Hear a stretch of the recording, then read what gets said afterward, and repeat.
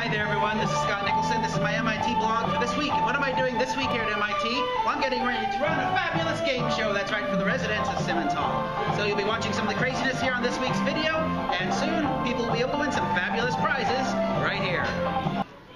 So the next thing that happened is we had a trivia game. And what happened in the trivia game is we asked the students a series of questions about the dormitory where they live in Simmons Hall.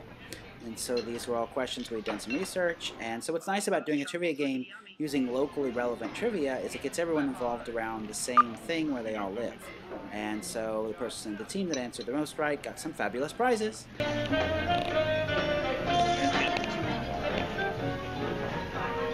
So they are in very intense, working on building these towers here. No, it's not working. It's not working. Oh, for the love of God, panic. Don't touch it. Don't touch it. Don't touch it, she says. Don't touch it. Don't touch it. Oh, we have people there who are just building nice and flat. We have the strange cut out Tower of Doom over there.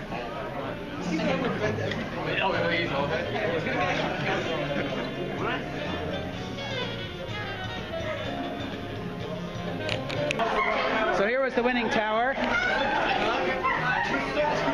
The winning prize was actually Nerf guns, and so the winners were able to take their guns and shoot down all of the towers. So during the next game, we put them in groups again, and they had 5 minutes to solve as many of these kinds of puzzles as they could. We gave them 20 puzzles. Now these were very much MIT focused. Some of them were Boston focused. So they had to deduce the joke pun clue, and then they had to turn that into what the answers were. And actually the winning team only got about 11 out of the 20. So these were pretty tough to do, even for folks that had the cultural relevance of what was going on here. Again, the nice thing about creating your own Wheel of Fortune type event, just like you create your own trivial event like this, is that it allows you to create a game that is culturally relevant, that gets people engaged in their community and the space that they're living. And that can be a lot more meaningful to your players than using some generic questions. Then we had a qualifying round for the final games where the students had to blow up one of those long skinny balloons, and no one could get it started. I finally had to stop this and get them all regular balloons so we could move on.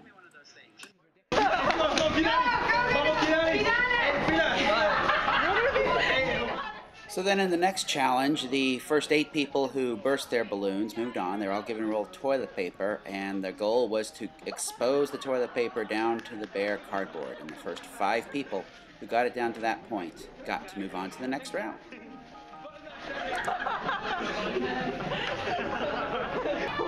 Your job is to blow a bubble the size of my fist. I can't blow bubbles. You're gonna have a hard time. So, this is going to be fun to watch. How many bumble pieces of gum you want to try and find in your mouth?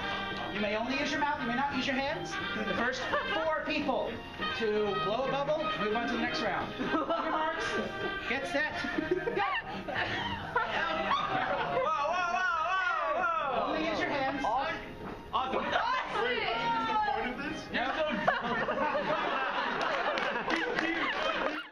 So in this next challenge, what we did is, one student didn't quite understand that they put pieces of chewing gum inside the plates there with whipped cream on top of it. First they had to dip their face into the plate to get the gum, then they had to chew the gum, and they had to blow a bubble. Now, one of the things that we didn't expect was that 2 of the students didn't know how to blow bubbles. So there was some community coaching as people tried to help them understand how to use gum to blow a bubble. But finally I gave up and had these 2 students duel each other. Count of 3. 1, 2, 3. There we go. Point. That's from all the skies. Are you ready? Put your sword up. Oh, yeah. Ready? 1, 2, 3. Well, there we go. You're into the next round.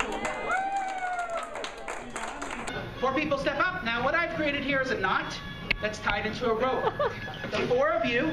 Where's Austin? 1, 2, 3. Yeah, Austin's. Oh, come on up. I'm still hungry. So I got these have all been tied in the same knots. All you have to do is untie them. You can't use any tools. You can only use your body. That's a funny shirt you're wearing. On the count of 3, take your rope and begin. 3, 2, 1, go. Use your feet. Oh, yeah. They're frozen. Pull on the side. That's ironic. Austin, put it up and melt it. They have been soaked in water and frozen for several days. No. Just break it apart. There's no. You got it. Just pull. Just keep on pulling.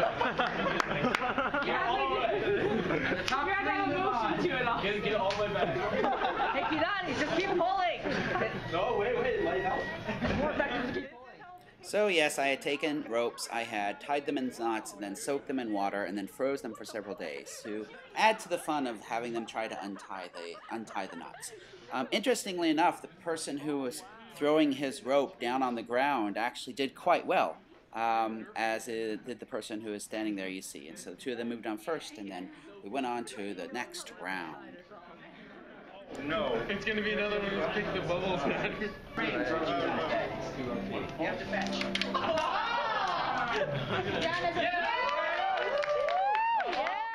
So in this next round, what they had to do is they had to release their sticks, and by doing so, they had to make the rings land onto one of those 3 poles in order to continue.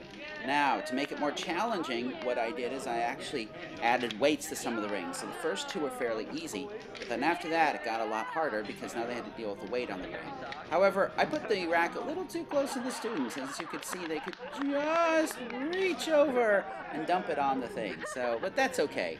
It was all for fun.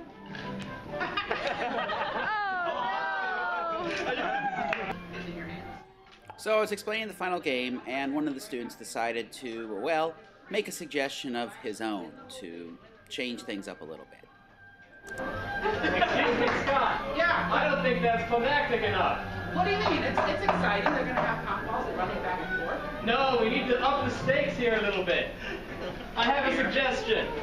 This is the problem when you work with GRTs, you know. They get these ideas. Over here, I have a chocolate pie. My suggestion is that once you have gotten your 3 cotton balls into the red bucket, in order to win the whole thing, you must take this chocolate pie and you must smash it into Scott's face. What do you say? Huh?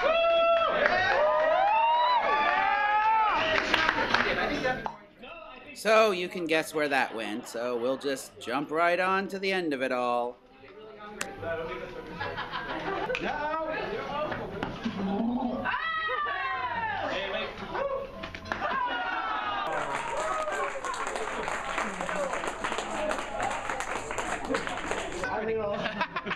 Here come the cameras. Hi there, everyone. I'm Scott Nicholson. I'm a visiting professor here at MIT. And this is what the students do to me. Well, thank you all for coming to the game show.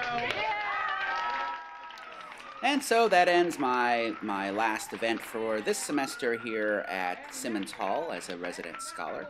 Next semester I'll be putting on some other sorts of game activities, and so I'll keep you informed of that. I'm continuing to move on with my research and really looking a lot at gamification. You'll hear me talk about meaningful gamification soon as I explore those concepts more. I'm starting to write a book on that concept. But in about a week I'll be heading back to Syracuse for the holidays, so I will talk to you all later.